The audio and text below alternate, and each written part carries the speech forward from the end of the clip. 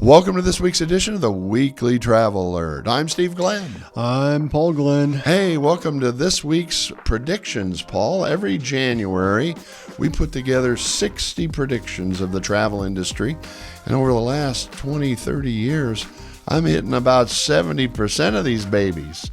So we have a lot of fun talking about it. And today we're going to cover predictions number 30 through 45 on our 60. And if you'd like to look at the previous 30, at the bottom you can click on that link and look at the previous 30 that we've done in the last 3 weeks. So with that, are you ready to rumble? Let's do it. You have to forgive my voice, Paul. I'm a little Barry White. As long as you're not singing, we'll be good. I don't think I can sing today. But anyway, today we've got 15 travel predictions for 2026. And I hope you enjoy this ride. Here we go. Number 31. Airline schedules get more aspirational than reliable. Paul, I think what you're seeing is the airlines keep adding flights and flights and flights, crowding the skies, crowding the tarmacs. And, you know, we worry that the schedules that they put out are just aspirational and probably not going to happen the way they sustainable. Say. Yeah. There'll be a lot of changes because, everybody's getting aggressive. The big three domestically are all fighting for share in a lot of the hub airports. And so, they're putting a lot of stuff out. It'll be interesting to see how the dominoes fall.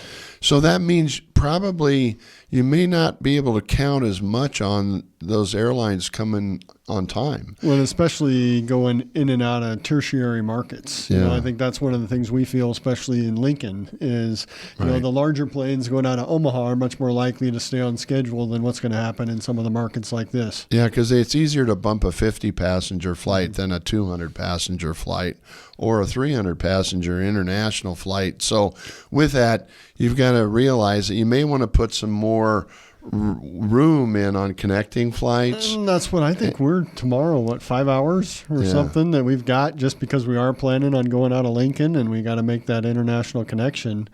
And we got to go recheck in once we get to Chicago. So 5 hours will go fast. But, you definitely want to make sure that you've got a little buffer. We're going on British Air. I don't know what the British Air business class lounges. I'm a little worried that it's in the Chicago, SAS lounge or something. I think I've been there, and I don't think it's anything to write home about. Oh, boy.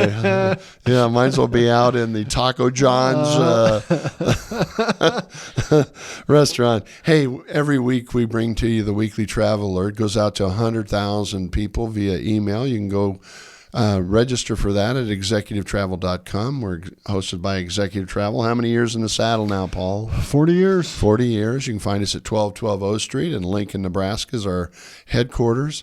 And you can also find us with a simple call to 402-435-8888. Paul, we still have one of the few companies that answers with a live agent, a live person. Live person, every phone call. Yeah, we try to get it in about 7 to 9 seconds. On average, it hits 15 seconds or less usually. 15 is the goal to be under, and then unfortunately, but fortunately, call volume has really picked up since the first of the year. So that's good start to the year. Good. So if you like working with real people that want to deal with your real problems, and you don't have to press 6, press 7, or stand on hold with an airline for 5 hours, you'll want to use Executive Travel. Number 32 on this week's edition of the Weekly Traveler, which are predictions for the travel industry in 2026.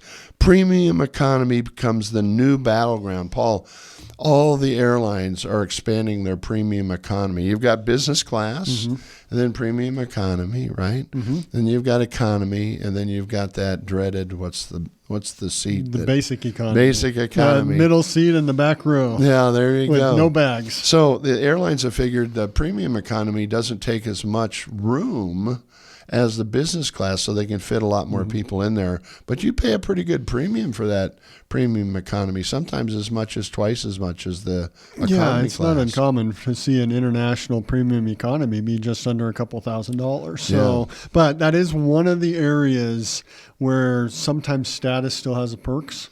because, if you are upper level status with a lot of the carriers, you can book coach and get up to premium economy at time of booking. So you can go select that seat. So something where there is potentially still some value for you. All right. And you can do that.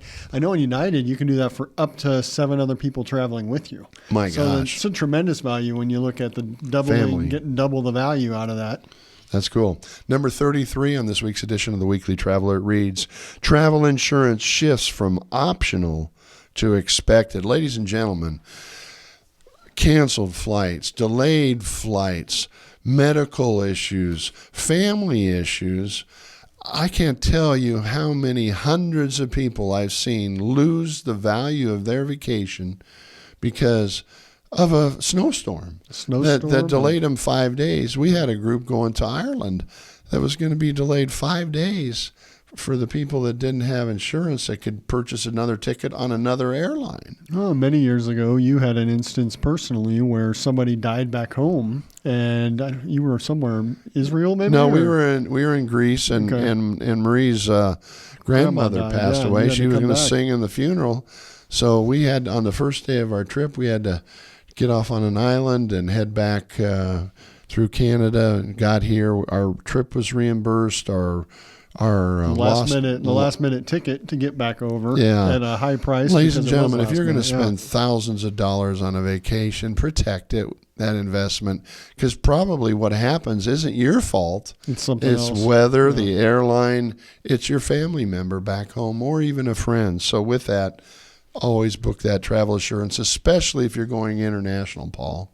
That's a must. Well, then it comes down to the health aspect. If something happens to you over there, you just get sick and you need medicine, your health insurance from the States isn't going to cover you once you leave the States. So that's the great value right there. Is you got to consider that you don't have that health coverage when you leave the States. 34 on this week's edition of the Weekly Traveler, it reads, airline loyalty programs feel less loyal in 2026, and credit cards gain the upper hand. Paul, all the action today isn't with the airline's frequent flyer miles, isn't with the hotel frequent flyer miles. It's with the credit card mileage that can be assigned to those airlines, assigned to those hotels.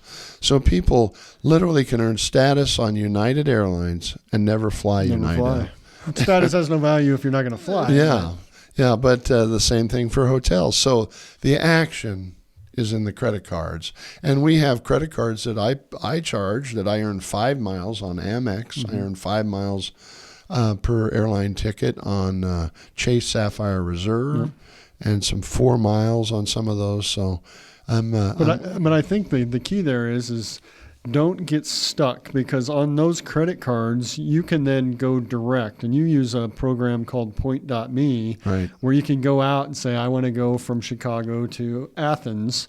And it'll come back and say, well, if you use this carrier, you can get that business class ticket for 100,000 miles, versus if you use United, it's 400,000, or Delta, it's 600,000. And so then you can take those from the credit card and direct them to whichever air vendor you want to, and be able to maximize the return on those points. So I think that's what the airlines are trying to do, is they're trying to get you to commit to them and not get your spend to go to those other cards, whereas those other cards actually will get you a lot more value. All right, number 35 on this week's edition of the Weekly Traveler. Smaller airports quietly win in 2026. I know, Paul, you and I travel out of the Lincoln Airport, where it's a town of 300,000 here in Lincoln. We go to Omaha a lot that has 600 to a million people up there, and they have a lot more flights. But there's something very cool about leaving out of Lincoln, just because you're not fighting all the people. I've never stood behind anybody in line to go through TSA pre-check in Lincoln. And you show up an hour before the flight, and you get through and you're at the gate 50 minutes before the flight. So as more and more airlines extend into these third-tier airports, I think people will really enjoy that and start moving there. Number 36, hotel resort fees face growing backlash. Paul, how many years have I been complaining and whining about resort fees? Hating on them. Yeah, and they hide them. They're supposed to legally get rid of them, but they're popping their heads. They continue to pop their heads up. They'll just change what they're called. That's what they do. They name them something different, and they get away with it. Yeah, number 37 on this week's edition of the Weekly Traveler reads, cruise lines move further up market. Paul, we're seeing the mass market is not where the action is. Even in the airlines, the cruise business, the hotels, people want to move up 4-star, 5-star, and they want to spend more and enjoy that and not deal with the masses. We see that in travel in Italy. We see that on cruise lines. They want to move up, enjoy that, and spend more for a better experience. Better experience. Better experience, yeah. So the year 2026 is about better experiences. And item number 38 on this week's edition of the predictions for 2026 in the travel business. Business travel becomes more intentional and fewer people go. So what they're going to do, and I think we do this in our company, we see it with other companies we help manage, is they're saying, why are you traveling? And if you're going for 4 days, can you go for 3 a days. day or 2 days? Or how can you cut that cost? Because oftentimes the hotel and the meals will cost more than the airline ticket. So it's going to be much more intentional, much more questions asked. And we're seeing a lot of corporations that want people to justify. They want approval. They're putting approval processes into place. So a manager's got to take a look at it instead of just letting people go do whatever they want for whatever reason. So, yeah, it's a good year for people to tighten down because those costs continue to go up. Number 39, visa entry and compliance friction increases. So we've seen that with a lot of countries. I know the U.S. just announced like 35 countries. They're not going to let anybody come in from those countries. So you got to be careful, and we're seeing reciprocation in the European Union and other places. So that's another good reason for a good travel advisor is you need to check if you're going international, do I need a visa? Do I need vaccinations? Do I need all those things? It's getting a lot more complicated, which is good news for us because people need a good travel management company. That adds value from us. All right, number 40. Hotel brands matter less than the room itself. And there's still going to be the power of the Hilton traveler or the Marriott traveler, but people want location, price, and they want a good night's rest. Quality. Yeah. So I think they're going to look at those things. We're seeing some moderation of hotel price increases because of competition. And so I think the hotels are forgetting that they've got to provide some value to their loyalty programs, and that's changing rapidly as people can get points and miles and stays at other places very easily. Number 41 on our list of the top 60 travel predictions for 2026, today we're doing 31 through 45, reads, remote work destinations cool off. And during the pandemic, Paul, we saw the nomads, right, go all around the world and work from there. And now those companies are saying, we want you to work back in the office, the home office. Yeah. So some of that remote work is cooling down, but we're still seeing people that want to be a nomad, that want to work. We have a person that works.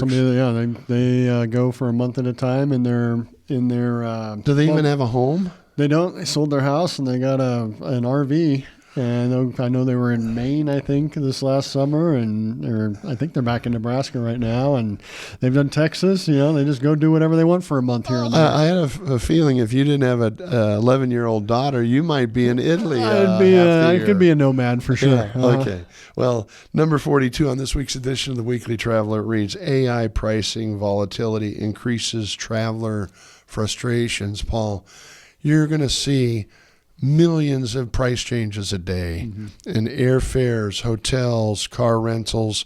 With AI now, they say how many cars are left in our fleet. Can we get an extra $3 out of it per day? What are the things we can offer or not offer? We've seen that with the airline business for decades. You're seeing the hotels now take it over, and you're seeing the whole bandwidth of the travel industry saying, what can we get? How do we maximize revenue? An example of that from this week, I've got an event tomorrow night in Omaha, and so I'm going to stay up there after the event. And I booked through our system, and I got a room for $197 at a Marriott property, very nice property in Omaha. And so I text that out to the rest of the group and saying, this is where I'm going to stay. It's a block from the event. And another guy that only books Marriott, and he went and didn't come through us, went to the app, same room, $100 more expensive per night. And then one of the other guys that came through us was able to get it at the $197 that I got. So I think, even if they say they're not using data and they know who their captive audience is, they're finding a way to use the data. Shame on them. Mm-hmm. Yeah, they said they wouldn't do that, but they do it. Okay. Number 44, group travel shrinks but strengthens. Let me explain this. More and more people are traveling, but they don't want 50 passenger buses. Mm-hmm. And just like we announced Amore Italy, which is a private driver, all-inclusive for 2 to 6 people, that costs about the same price as a motor coach. Mm-hmm. People don't want to be on a motor coach. Mm-hmm. They don't want to be viewed as tourists. They want authentic travel. They want small group travel. They want to feel like they're a natural, not a tourist. An intimate experience. I think that's the key, is being able to see, touch, smell, feel, all the things. You can't do that when you're part of a big group. So this gives you the time that you want, the flow that you want, instead of being just on the schedule, because we gotta get all this stuff in, and we gotta move 50 people through the process. Let's transition to our last prediction today, number 45. Calm becomes the ultimate travel luxury. Luxury today now is not just the 5-star Ritz-Carlton physical side of it. It becomes how do you deal with crowds, noises, delays, and complexity. In the last year, I've used the term slow down and cozy up. Mm-hmm. And I think that's the ultimate feel of luxury, is you're in control. You basically you're not have complex itineraries. You can breathe. You eat with the locals, feel like a local, not like a tourist. And that, to me, is luxury of the future. Mm-hmm. So with that, ladies and gentlemen. Oh, hold up. Wait a minute. I know you're a farm boy that grew up and maybe skipped math class every now and then, but there's a number 43 between number 42 and 44. Oh, my gosh. That we got to make sure we hit. I would say I wasn't good at math, but I was good at math. And so number 43. Okay, one more. Here we go, ladies and gentlemen. Travel advisors become risk managers, not just planners. And we're seeing that across the whole board as far as the complexity of travel. You've got wars, you've got currency changes, you've got social changes, you've got a new tax on visiting the Trevi Fountain in Rome that wasn't. It starts in February. It wasn't there a year ago. All these changes. So you've got travel advisors, and I tell people this is the year of the travel advisor because of the complexity of travel, and because of all the junk. You can go online and Google it or use Chat GPT. And is that information... It's only going to confuse you even more. Gosh, yeah, is that information even valid? So, ladies and gentlemen, number 43 out of 45 is travel advisors become risk managers, not just planners. Okay. Did I hit them all? We got them now. All right, ladies and gentlemen, thank you for joining us on this week's edition of the Weekly Travel Alert. I'm Steve Glenn. I'm Paul Glenn. Please like, subscribe, share, and add any comments or feedback on topics that would be of interest for future episodes. Thank you for joining us. We'll see you next week.